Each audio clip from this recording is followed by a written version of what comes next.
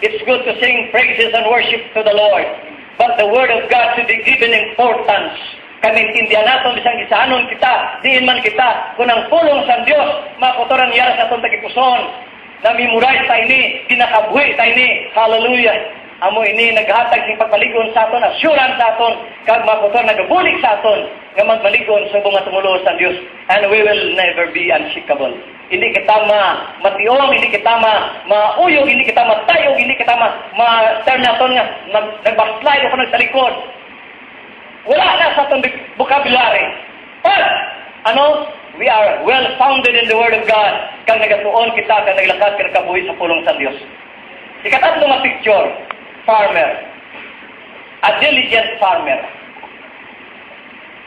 Pinabi ang mangunguma, may uma.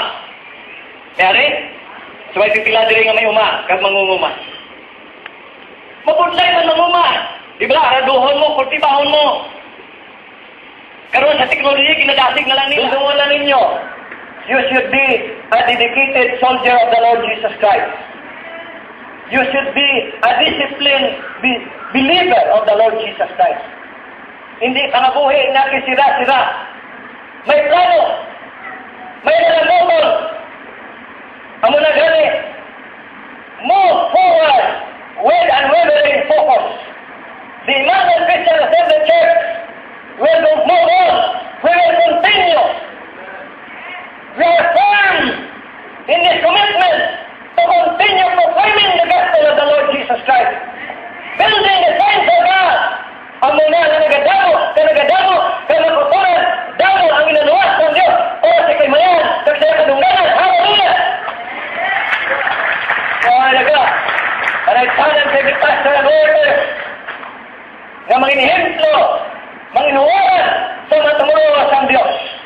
In obedience, being self-controlled, temperate in all things. And lastly, katulad sa isa ka mangunguma, diligent in your work. Sa inyong panawalay, sa inyong kabuhi, mangin, matutong kamo. But siningon, diligent, constant, and earnest effort to accomplish what is undertaken. Sige, padayon. Nagahimo sa mamayo nga butang.